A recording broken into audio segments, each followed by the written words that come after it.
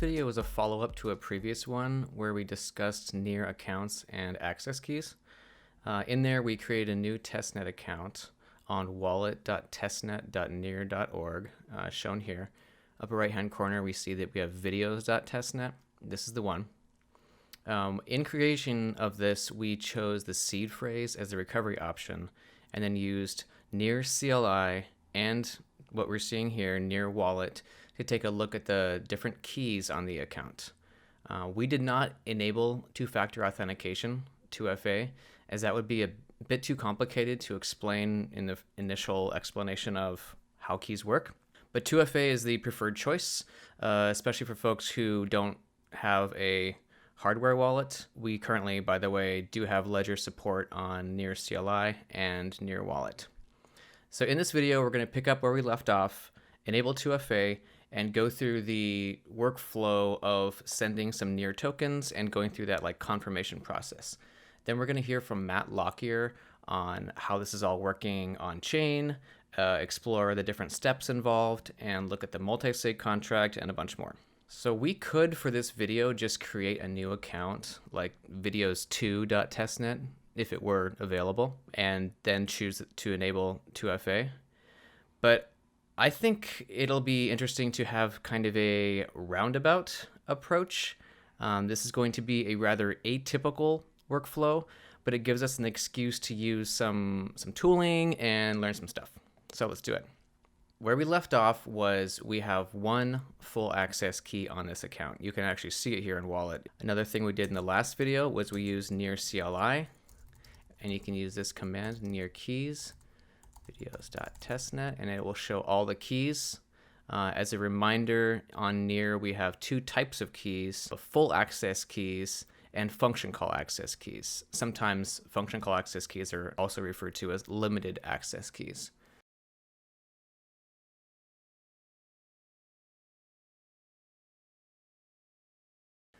So here we have all of the keys for this account, and we have just one full access key here. Here is the public key, 5DJ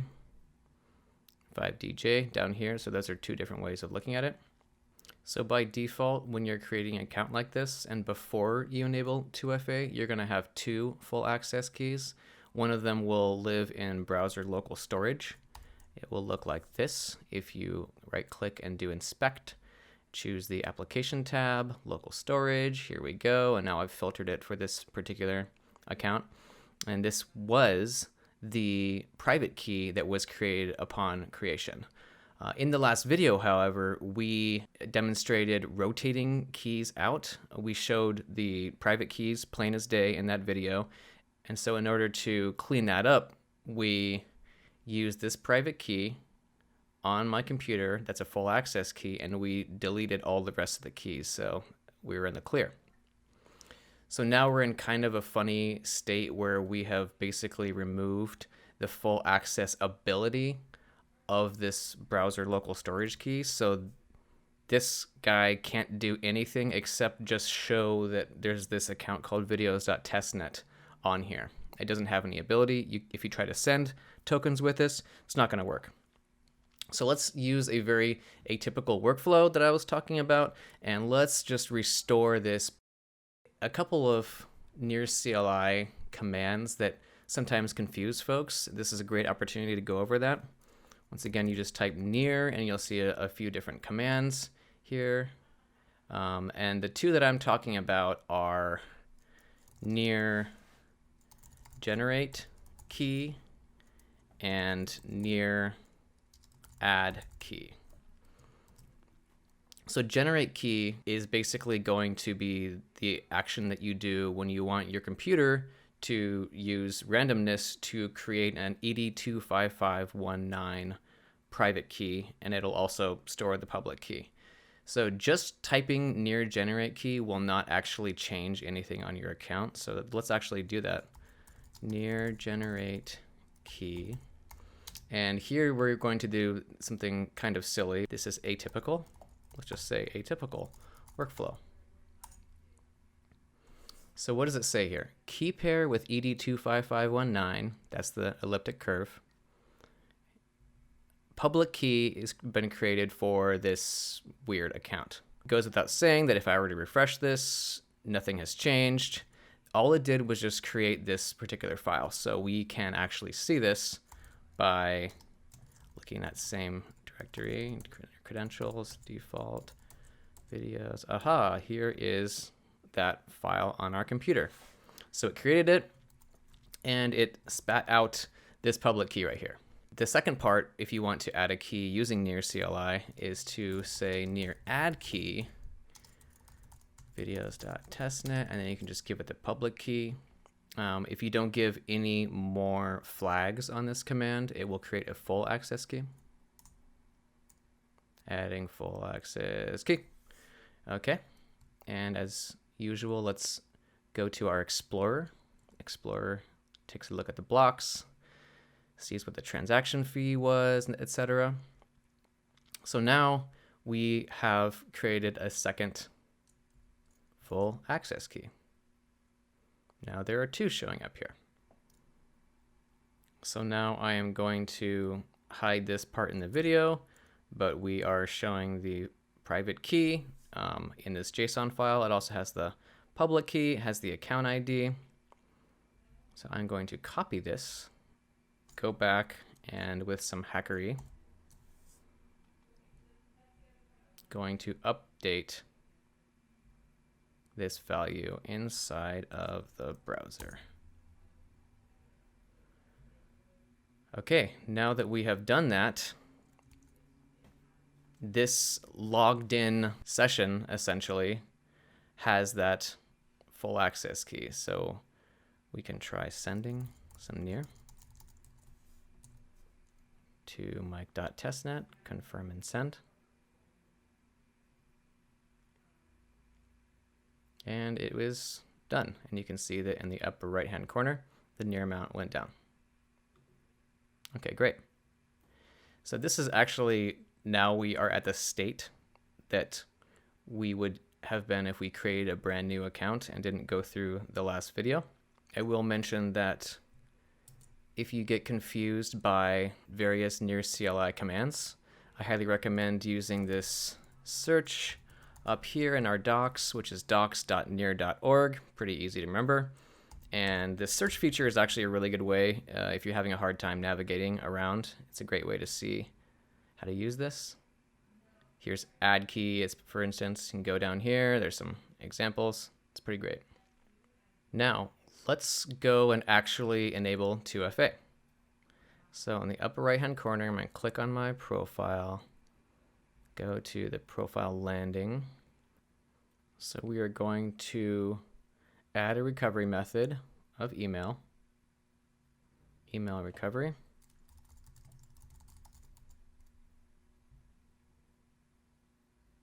It's going to ask for my verification code. There it is.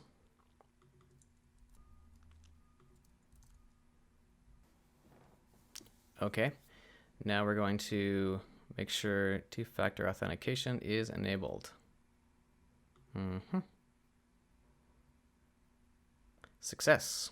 Okay, so let's just look at what's going on with the keys again.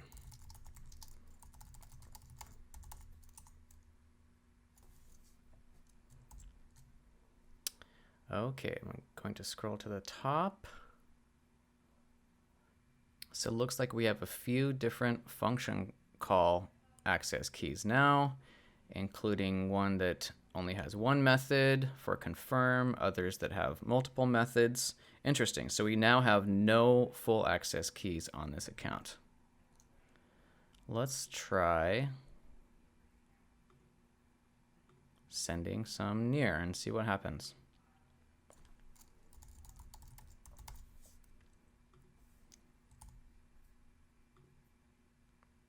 Confirm and send. Enter two-factor verification code. So I'll be checking my email here.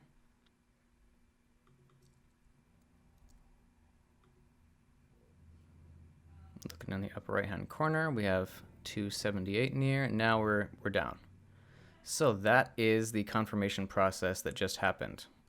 So this makes it so that you don't have a full access key like in your browser local storage. And it uses a really interesting way of having smart contracts and multisig. And this is where our friend Matt Lockyer can take over and tell us what the heck is going on. Hello everybody, I'm going to talk a little bit today about the multisig accounts contract and the two-factor authentication in the NEAR wallet. So we're going to start by talking about the NEAR wallet two-factor authentication, or 2FA, and how that works, and then we're going to talk about the multisig contract and the requests and confirmations that sort of make that happen, and then we're going to talk a little bit about some key management details.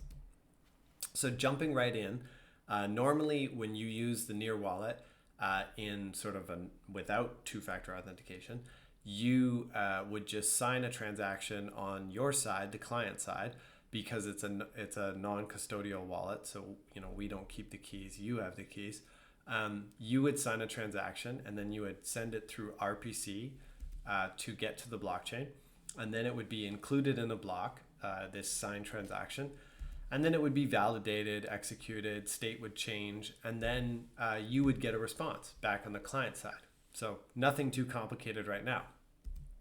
But in the NEAR wallet two-factor authentication sort of mode, things get a little bit different because there's an added layer of security there.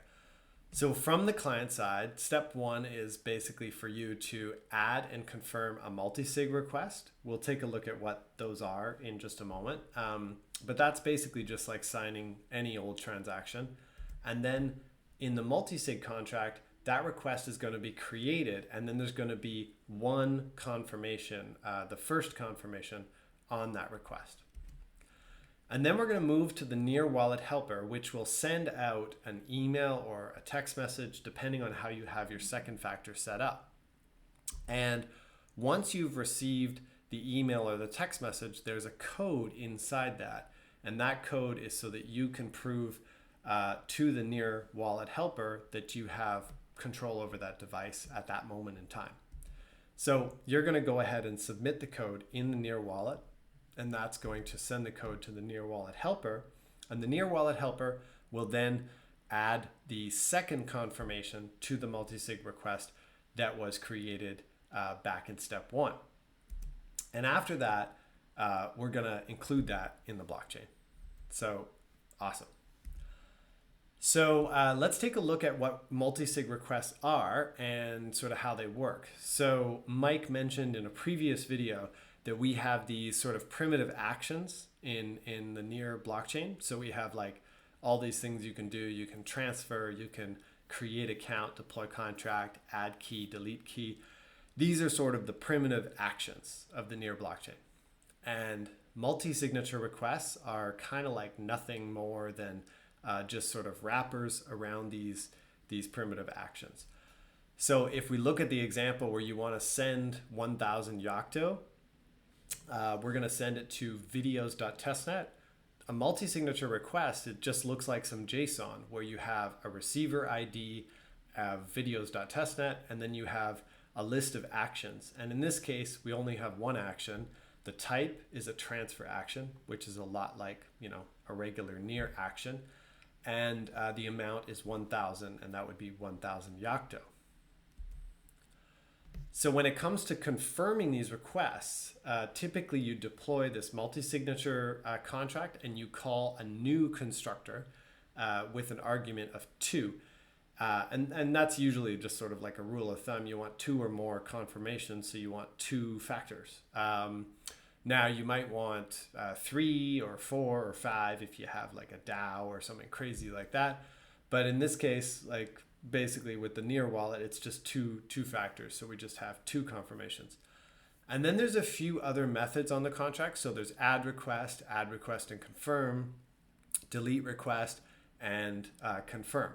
So these methods can do a bunch of different things in the contract. I'll show you a couple of sort of cases where we would confirm requests. So in scenario 1, we would add a request and we would send in that request data from before. And then we would confirm with key A and confirm with key B the same request ID. So each request kind of has a nonce. So it's basically just a single, like a number used only once, right? And so it's just basically this this request ID, and then it needs to be confirmed by separate keys. So it always needs to be a different key that confirms. And in scenario 2, actually, it's more like how it works on the NEAR wallet. We deploy the multisig contract with an argument of 2 for 2 confirmations. And then we call add request and confirm, which means that we create the request in the multisig contract and we add that first confirmation for the first key right away. And then we just call confirm with a second key from the NEAR wallet helper. So let's look at that confirmation flow one more time, just in detail here. So on your device, you're going to add and confirm a multisig request. So then that's going to be included in the multisig contract. So it's there, and there's one confirmation. And then the NEAR wallet helper sends you this code. You verify the code. We trust that you have control of that second factor device. And then we actually sign, we have a key that can only confirm requests, but we confirm that second request for you. So we add the second confirmation. And then the request is executed, and eventually, the actions get executed, and it's included in the blockchain. So let's look at that key management one more time, because this is sort of an issue around sort of how the security is laid out. So on the NEAR wallet side, which is stuff in your custody, you have function call keys. You might have many of them, and they're scoped to adding requests, adding and confirming requests, deleting requests. So sometimes you might want to delete a request because you don't actually want to confirm it, and then confirming requests as well. So that's all the keys that are in your custody, and that's all the methods that you can call with those keys. Then on the NEAR wallet helper side, we have the function call key that's scoped only to the confirm method. So it can only call confirm on the contract. And this is important because you wouldn't want the NEAR wallet helper to arbitrarily be creating requests on your behalf, and doing a bunch of stuff. So it can only confirm requests that you've previously created with your keys. The other way that we sort of watch out for your security is we have these services completely logically separated on like different hosting providers, and there's no single person inside the NEAR Foundation that has access to both of these services on mainnet. So that's great for security. So bringing up Mike's slide about keys one more time, which I think is a really good one. You have the full access key that can do all of the NEAR primitive actions on your account. And then you have these function call access keys that are limited to only calling specific functions. So without the full access key, you can't just arbitrarily perform all of these actions. With the function call access key, you're scoped to specific methods of contracts that are deployed to your account. And if we go back and look at these function call keys that are in your custody and the function call key from the NEAR wallet helper, you can see how after a contract is deployed, the multisig contract, to your account, and it requires 2 confirmations for a request, and there are no more full access keys, this is the only way to interact with the contract. So you have to interact with the contract first from your side by creating a request and confirming it with your key, and then a key from the NEAR wallet helper has to confirm that request, adding 2 confirmations, which means the request will get executed. So this is now after that contract's deployed and after these keys are set up. That's really all you can do with this account, and that's the only way to actually transfer funds. So this is sort of the last thing that kind of protects you, is that there should be no easy way to access a full access key on this account. You may still have a full access key as a recovery method though. You might have a seed phrase, for example. So that's it. That's how multisig works, and that's how two-factor authentication works in the NEAR wallet. I highly encourage you to reach out and to visit near.help to check us out. You can jump into Telegram. You can chat with us in Discord. We're very active. You can also suggest topics on Stack Overflow. We have a lot of questions and answers going on there. And a big community going. So get started and help us build some of the future businesses, whether it's DeFi, DAOs, NFTs, art. We're into all of this stuff. and we're fun and we don't bite. So come check us out, and we'll answer all your questions. I hope this video helped to show you a little bit about the multisig contract and also a little bit about how two-factor authentication works with the blockchain. And if you have any questions, you can find me on the Discord and in the Telegram. And I hope you can now potentially use the multisig contract in your project. Thanks.